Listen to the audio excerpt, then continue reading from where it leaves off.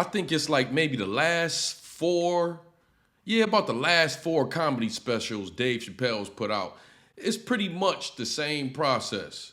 He puts out an album, Glaad come after him, the LGBTQ come after him, the community, they come after him.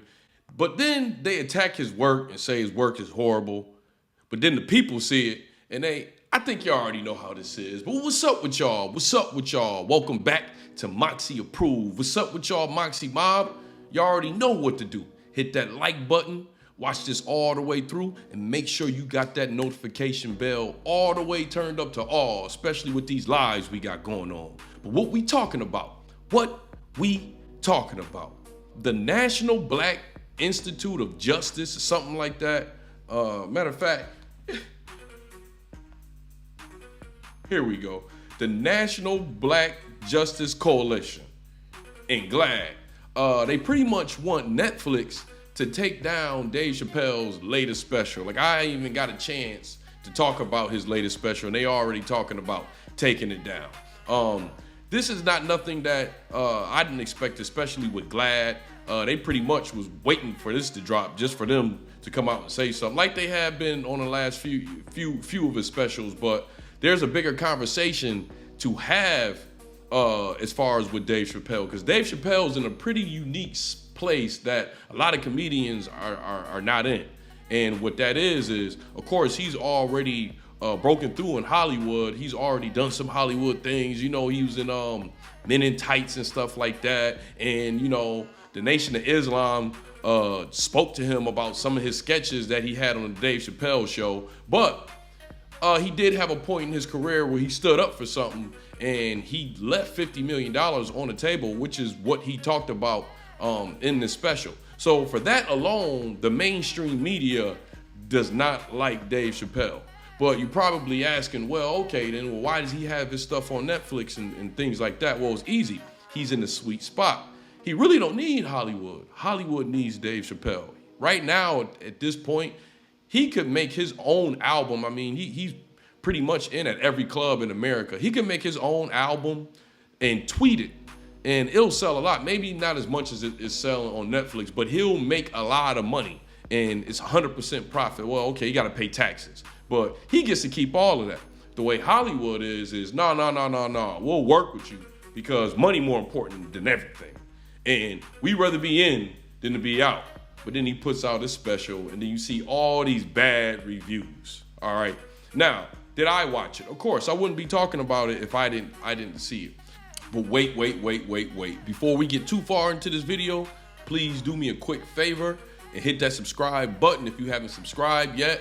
I'm trying to hit 10K before the new year. I really appreciate it. This was a very solid special. In my opinion, it wasn't one of his classics, but it was a very good special. I don't think he meant for this to be one of his classics. I think there definitely was a focusedness on this special. He had very clever stories, very good analogies, but most of it is he's talking about himself and the relationship between him and the LGBT community, how they don't like his jokes, him and the transgender community. He throwing some jabs in there, but it's really all fun and games. He is putting some messages out there. He is putting some pro-women messages out there, and he's kind of putting Hollywood in a Dulo twist with the way he's presenting it. So I think it's some very, very, very great analogies on there. I think he had a purpose for this particular special. I believe this is a message that he wants to get out there. No, I don't believe it's a classic, but I believe this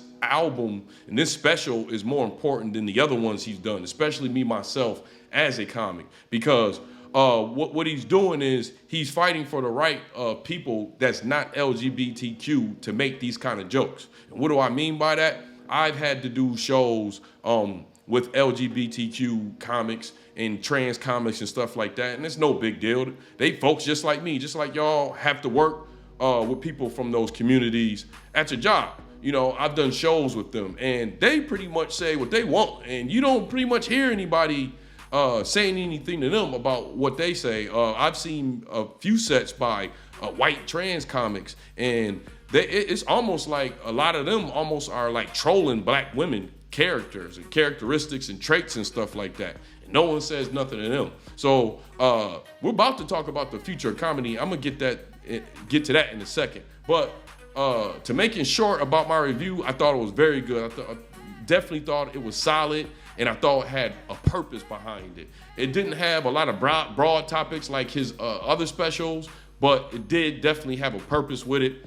It's not anti-LGBTQ, and I think if they don't want LGBTQ to be taboo, I don't think they should act like this. I think if they're going to be a part of society and be normalized, is what they say, then they need to be joked upon just like everybody else, you know. And when I hear certain type of jokes that these comics tell, I never say nothing to them because I don't want them to say anything about what I have to say on stage. Patrice O'Neal was a big proponent of that. I will also say, a lot of y'all already know, don't ever listen to Hollywood and their reviews. Like, I'll give you a good example on how you can't listen to their reviews and then everything is political. First of all, Hollywood is not a meritocracy, so you can't trust their reviews. Since it's not a meritocracy, you're not gonna see the best talent in a particular element being presented through Hollywood. So what they have to do is they have to use reviews to hype these performances up to be something that it's really not, okay? So, but when it's people that's saying something that they don't want to say, a lot of times they don't even like to let them through the door. Dave is in the sweet spot, okay? So what they doing with him is they're letting him release his stuff and then they give him all bad reviews. When you have a chance, Google this name, Hannah Gadsby. I'm not gonna tell you to spend too much time looking at her stand-up. You ain't gotta take too much time looking at her stand-up, and I don't want you coming back saying, Moxy, you waste my time. You won't find a lot of bad reviews on this stand-up special that this white lesbian woman did, but I watched it and I couldn't believe how quiet it was in the room, how lackluster this comedy special was. It was almost like a TED Talk. It was a TED Talk, pretty much. There was very few laughs in there, right? I watched it because the reviews were so great on this. And this is a lesbian woman who pretty much placed herself in everyday situations that black women go through. And she's pretty much just pointing and the finger and just dogging out white men for, you know, an hour and some change or whatever long her special is. And they called it magnificent, marvelous. She got better reviews on that than Dave Chappelle got on his special, and there's no way you can compare them two.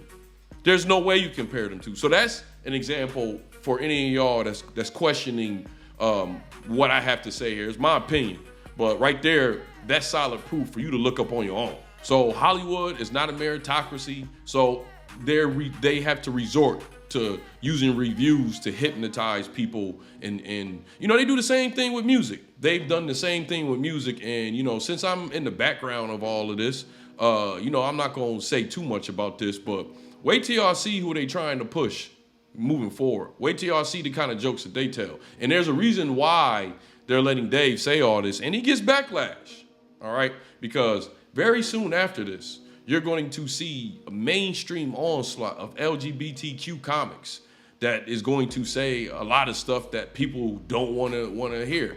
And a lot of people in the public is going to come out and say, we don't want to hear this, blah, blah, blah, blah. And they're going to say, well, when Dave Chappelle was doing these jokes, why wasn't y'all complaining? All right, so that's the future of comedy. And, you know, I've seen some of these comics. I know some of these comics. I hear some of their jokes. A lot of it is not really the complex analogies. A lot of it's just shock humor. All right, you're gonna see a lot of black straight men that you think or may come off to you as straight men doing jokes about sucking. You're about to see that, all right? On mainstream mostly, if you're not seeing it already, okay? So this form of comedy that Dave Chappelle, Patrice O'Neal, a lot of y'all have not seen my comedy. I haven't really presented on this channel like that, so I'm not going to include myself on here. But y'all who really know my real name and really saw me perform, then you know I also fit into this category. We have to be creative. Well, they don't. They're bigger. But the ones that's coming up that still do this form of comedy, such as myself, we have to be creative in our methods of being presented to you. That's why I always ask y'all to share.